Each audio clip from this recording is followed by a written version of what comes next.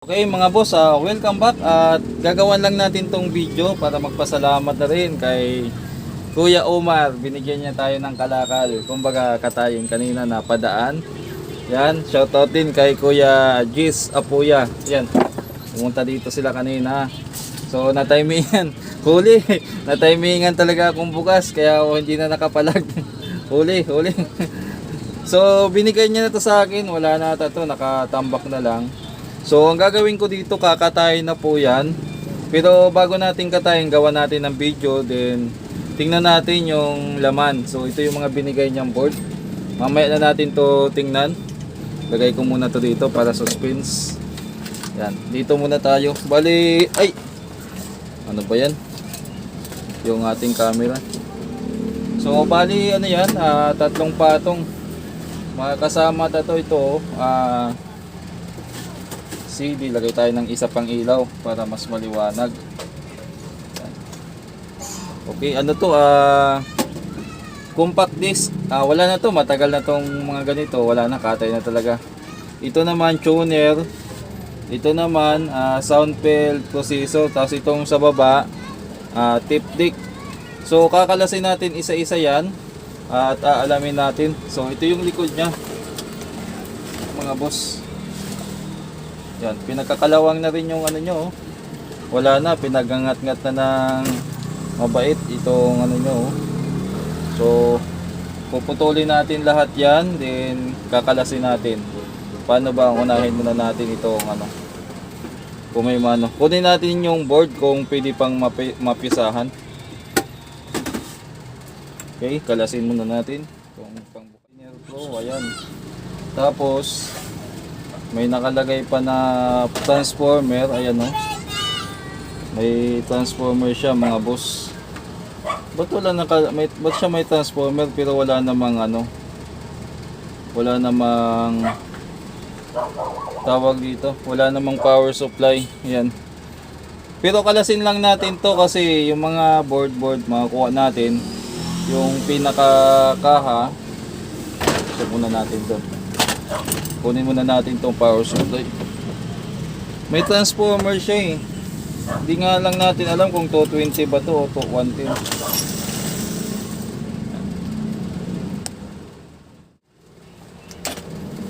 Okay.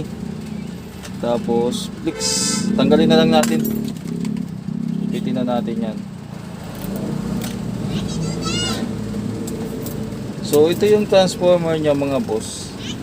Hindi natin alam kung paano to. Ayan o. From dito. So check na lang natin to kung 110 or 220. Sabi lang natin. Pero itong mga capacitor, baka pwede pa natin mapakinabangan yan. Itong IC na to, iwan natin kung ano, baka regulator to mga boss. Sabi natin. Tatanggalin pa ba natin tong ano? Tanggalin natin para ano, makita natin yung ano.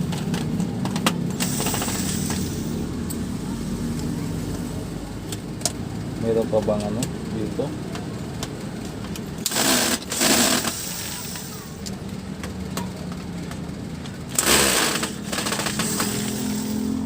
Ayan. Paano ba to kalasin? Ayun, meron pang ano. Kailangan din kalasin talaga tong ano, yung harapan niya. Nakaipit dun yung kabitan ng tray.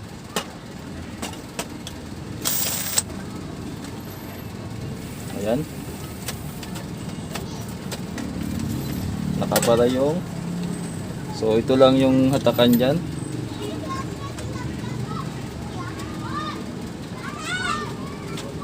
Ayun, di ba? Natanggal natin yung hatakan. Then after nyan, tatanggalin natin to. Siguro sa harapan wala naman tayo makikita na dito. Itong board lang na to ang kukunin natin. Tapos wala na rin siguro. Ay! Ano ba yan? Nabagsak. Natumba na naman, lagi nasasagi yung ano. Yung board lang siguro kunin natin dito. Yung harapan na board, wag na. Yung board lang na nandito, yan. Ito lang siguro ang kukunin natin. Pero, mahirapan tayong kunin to. Gawa ng kalasin talaga natin tong ano, mga boss. Kakalasin talaga. Hindi talaga pwedeng hindi kalasin.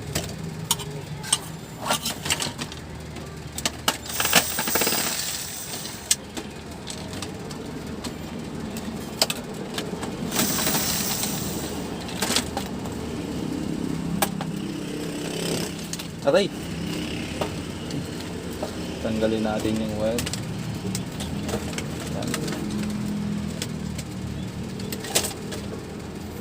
Yan. Naka-grounding pa oh. Hanip tong ano eh, parang fully secure talaga oh. Yan. Siguro yung mga wiring tanggalin natin to. Dito sa ano.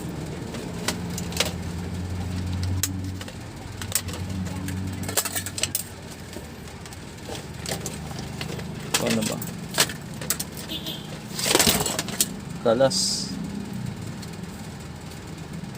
Ito, tanggalin na natin yung mga motor-motor, wag na yan. Mabala lang sa ano yan. Sabay na natin sa bakal yan.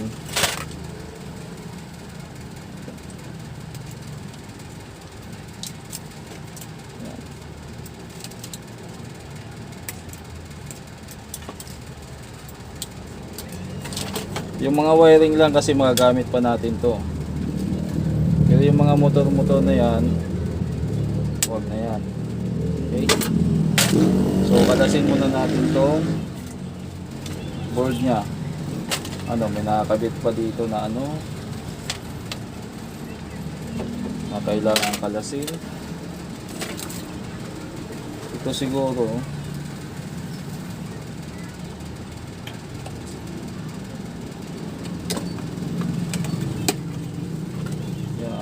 pang isa.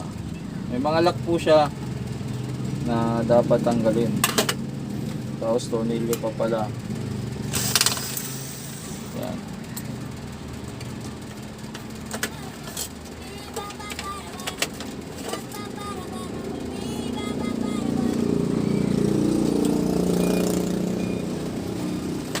Parang ano, ayun, may nakatago. May nakatago na ano, ayan oh. Kaya pala hindi ko makalas-kalas.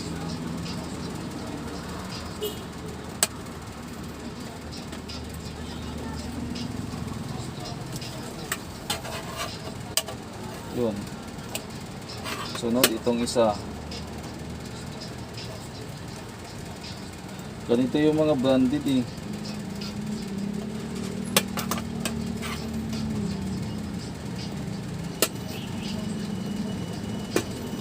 Ay nako.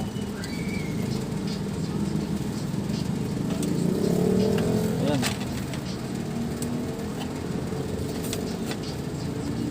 Ito pa.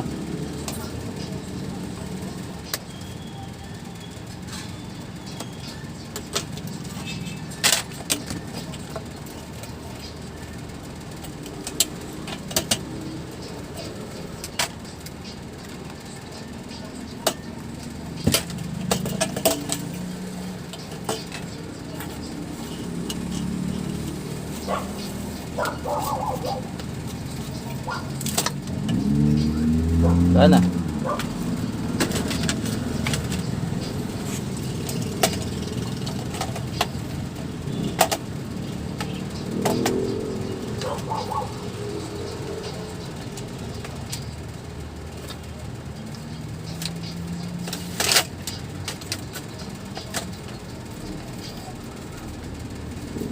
Okay.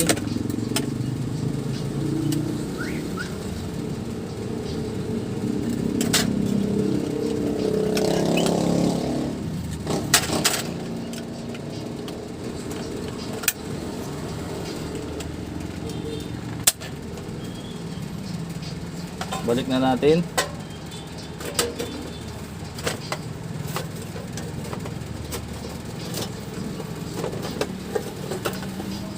So nakuha na natin yung kailangan natin dito. Baba na natin at nang may pakilo na yan. Sunod naman ay itong tuner. Kaya lang ano eh.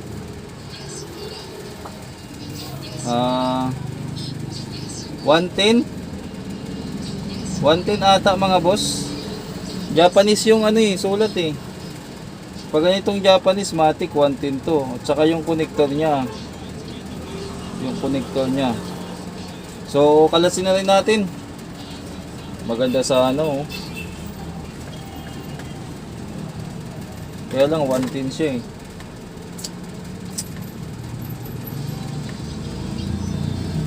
At saka yung connector niya oh. Pag-aaralan natin, dagdag pa sa isipin natin yan. Katay na to. Katay. Wala nang isip-isip.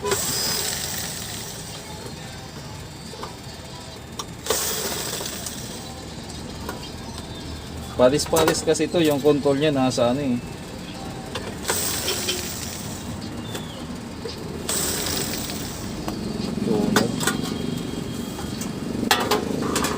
So tama si kuya. Maganda pa sana, kaya lang ano na eh. Sabog-sabog na yung mga ano niya. Mga parts niya. Ibig sabihin ayun. May nakalagay naman siya dito na ano. May nakalagay naman siya na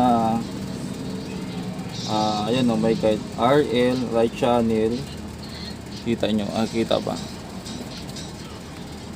So may nakalagay naman siyang dito 5.6 Beacon ground is D relay B plus, tapos negative 35 volts yung trigger nya para mapagana. Ang problema nito yung frequency nya. Baka mamaya yung frequency nito ay ano lang din, tawag dito, hanggang ano lang din siya, hanggang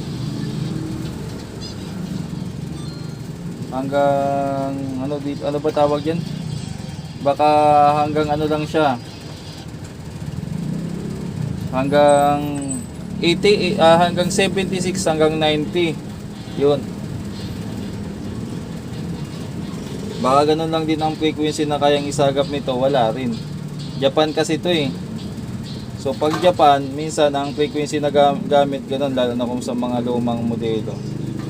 Nakakahinayang katayin, pero wala, katayin na natin. Katayin na natin mga boss. Yan. Siguro manghihinayang kayo, pero kahit ako nagdadalawang isip akong katayin eh. Pero ang dami niya ng damage na pyesa eh. Ayan o, 1, 2, 3, 4. Mga signal diode pa nasira. Dagdag pa to sa isipin natin kung sakali. Katayin na natin. Nakakapanghinayang, pero sige, katayin na natin. Kasi dagdag din sa problema ko din yan, kung itatabi ko pa, tambak na dito. Tambak pa dito yan sa ano eh. Okay. So, wala na ano. Piyesa na lang. Ano na lang siguro. Nang isip-isip.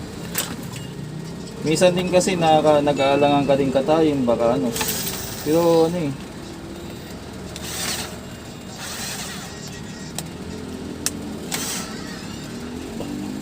Itong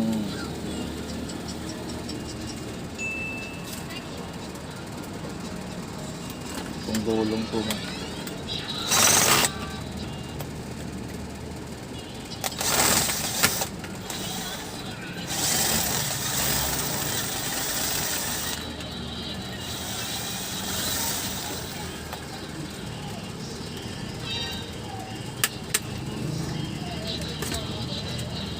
Tatay na, wala nang isip-isip.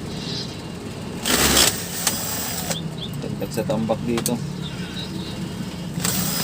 Yung piyesa na lang. Ito kasi mga kahit pa paano yung ibang capacitor magagamit pa natin, saka yung mga wire.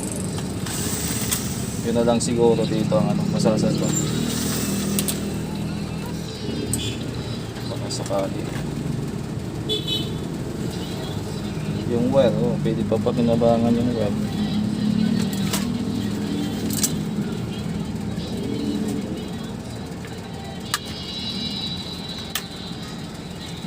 Ah, may putol din yung ano. Okay.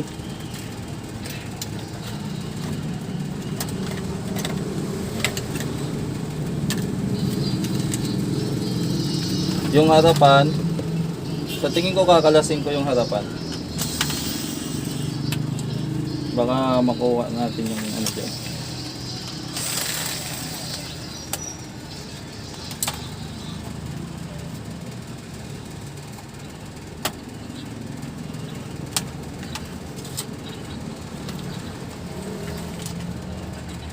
Yan. Okay. Nakakapanginayang siguro sa ibang viewers sasabihin, sayang, bakit mo pinatay, baka pwede pa. Minsan ganun din ako, nanghihinayin din ako, pero kailangan ko din timbangin kung alin ba talaga yung mas mahalaga. Kailangan ko din talagang mamili. Hindi naman ako pwedeng, dahil nanghihinayang ako, i-stock ko na lang ng i-stock hanggang sa mapuno yung shop, tambak na. Yung hanap buhay ko naman yung maapektuhan. So pag ganun, kailangan talaga natin mamili. Alam ko naman yan yung pakiramdam ng ibang viewers na manghihinayang, sabihin baka pwede pa yun, ba't mo pinatay. Pero ganun talaga eh. So pipili lang tayo ng pwede nating mapakinabangan, tapos let go na tayo. Kasi pag maliit yung shop mo, ganun talagang katotohanan. Hindi lahat ng oras pabor sa'yo. Pero kung may malaki akong bodega, siguro pwede ko tong itabi lang, tapos balang araw kong sigitin. Pero hindi ganun yung sitwasyon ko eh.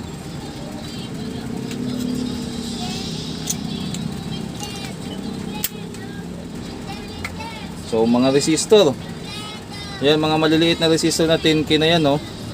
Maganda pa gamitin yan. So balik natin to.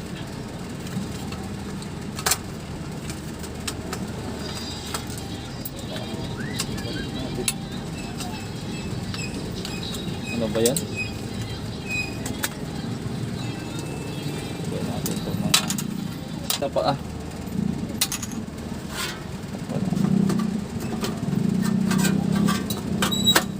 Okay. Sunod naman ay marami-rami din takong tonelyo na nakuha, mga boss. Ito muna, mabigat ito, pinakamabigat dito sa lahat eh.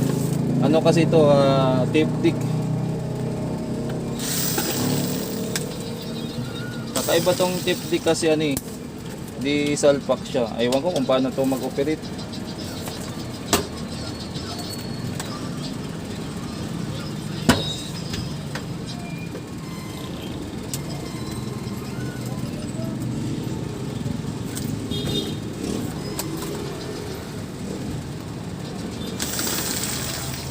So may basag na rin siya. Sa tingin ko nasa bodega na rin to ni Kuya. Nagbawa siya ng kalat. Yun, binigay sa atin. Kahit pa paano may makakuha akong pakinabang dito.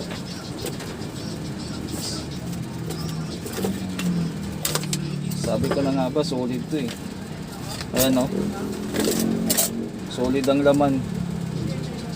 Yan. Pero as usual, piyesa pa rin yung habol natin dito kaysa buuin. So yung tip niya ata parang kakalasin na lang natin para matanggal natin yung tear down pa. Sa likod tayo magsimula. Ay, yung mga tonelyo.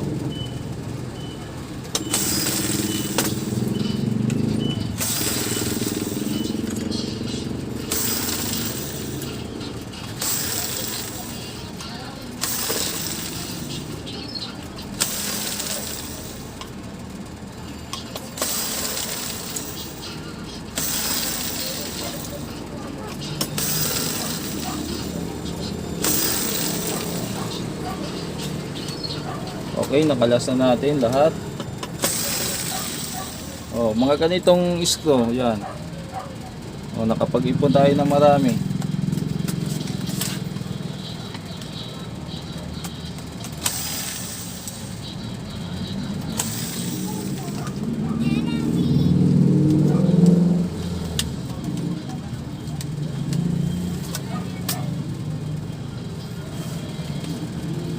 Wala pa siyang way, nakalasa.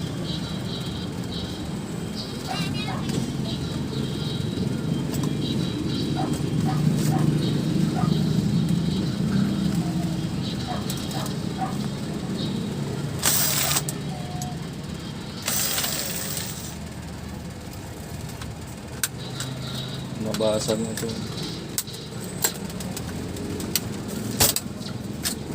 Nabasag na. Yan. So ano mapapakinabangan natin dito? Yan, mga heatsink. Ayan. Ito. May mga heatsink siya, oh.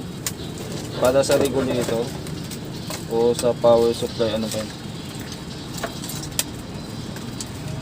Ayaw nyo pa rin matanggal. Antayin nyo pa siguro itong ano.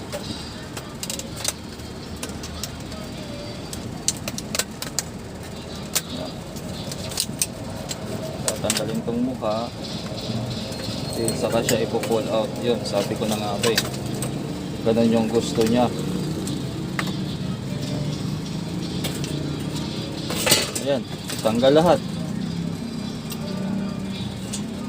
Then, saka natin kakalasin ngayon yung board.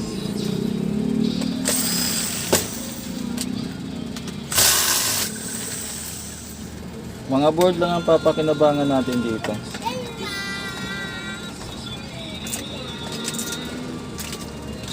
Wala ba siyang ano?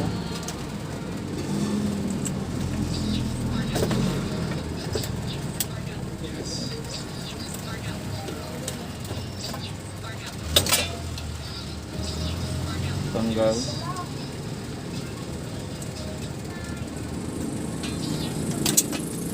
Okay.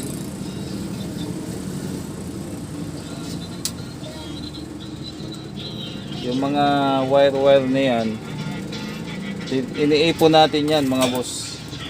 Para ano, baka sakali mapakinabangan natin. Yan. Kasi kung halimbawa makaipon ka rin ng isang sakong wire, pwede mo din namang sunugin para maging tanso. O kaya may bumibili niya ng wire, isang sako, kinikilo din. Nakapagbinta na rin ako dati niyan eh.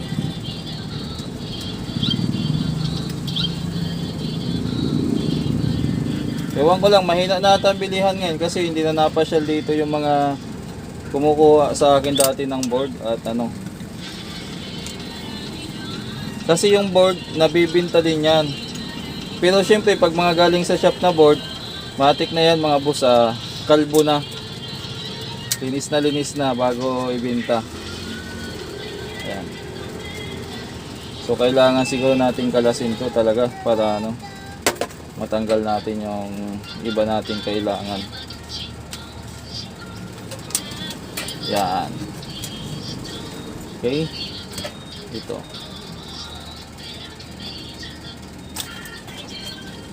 Okay. Paano ba? Ito na lang sumasabit. Nasa gitna. Okay. Parang hindi na rin natin kasi ito kakalasin ng ano eh. Tiga lang. Kakalasin ng buo o ng hiwalay para may balik pa natin. Saka ako na lang siguro gupitin ito kung kayang paigutin. Ayan, mga wiring yan. So sundutin nyo lang yan ng ganyan sa dulo nya. Yan, tanggal na.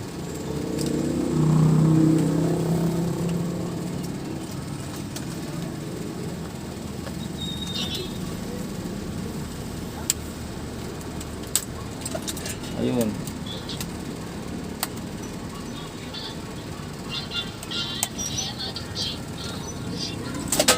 Yan.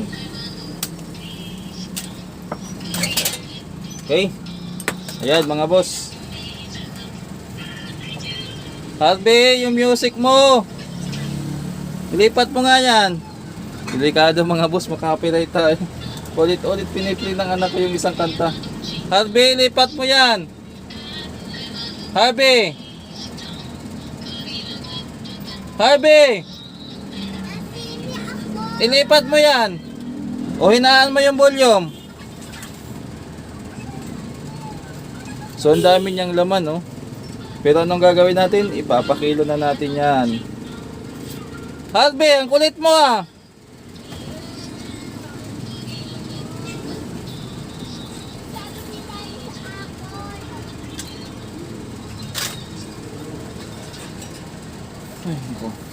Okay. Ito yung board.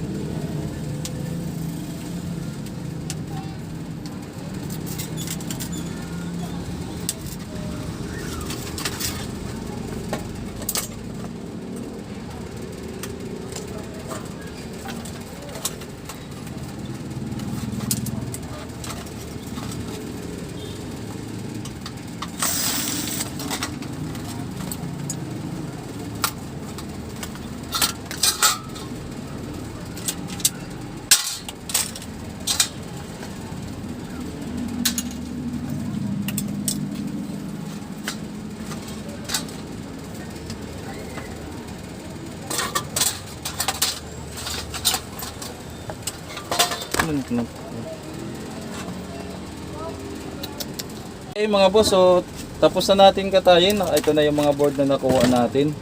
Ito maraming IC pero hindi tayo familiar sa ibang mga nito, pero mga capacitor niya, ayan, may magagamit tayo dyan. Ano to, 16 volts. Yan, mga ceramic. So marami-rami tayong stock na capacitor. Ayan, 103, may 104 ba dito, tsaka itong mga 2510. Titesterin na lang natin sa ESR yan kung alin pa yung good dyan. So sound processor to, kinalas natin, pero may mga signs of repair na rin. Ibig sabihin ay inattempt na tong i-repair, may sira na talaga. Yan, ito yung nakuha natin sa sound processor. Yan, ito yung mga data nya. Hindi natin mabubuo kasi meron siya mga data na so nakakonect siya doon sa main board. Ayan. Tapos ito naman yung nakuha nating board sa tape deck. Kasama yung display. Tapos ayan, mga din, capacitor. Ito multi-regulator to, resistor, ayan, 39 ohms. Mga ganitong capacitor, resistor, mga tsaka yan, mga electrolytic capacitor, at saka mga mylar, yan, tapos regulator dito sa likod. Ayan, nakuha. Ito naman yung sa tuner na nakuha natin. Ayan, although mas malala na sira ata nito, hindi na natin capacitor pa rin, at saka yan, mga resistor na yan, maganda pa yan, kahit 1.8 watt yan, maganda gamitin yan. Yan, marami tayong mga kahoy dyan. Ito namang saan ba to? Sa CD ata, ito lang yung nakuha natin CD. Yan, mga resistor, mga yan, mga gamit natin. Then ano pa yung nakuha natin? Ito yung nakakalas, Ito ano tawag dito. Amplifier IC yan, dalawa, may relay. Check na lang natin sa Google kung ilang watts yan, yung UPC 1188H, kung ilang watts ang ano yan. At kung buo yan, baka balang araw tayo nating ano yan, i-DIY kung uubra. Hanapin natin yung pin, at saka volume, yan. Ayan. Okay. Tsaka ito yung isang board.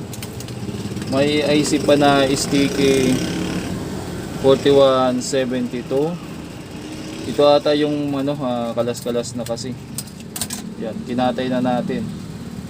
Siguro tanggalin ko lang tong IC para hindi ma-totally damage. Wala na rin kasi siyang power supply. Oh.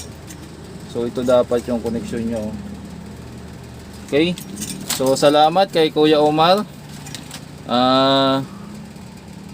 Nakakuha tayo ng ano, pagpipisahan. Yung katawan, ikalakal na natin yun. Itong pyesa, itabi lang natin. So mga boss, hanggang dito na lang yung vlog natin. At meron tayo mapagpipisahan.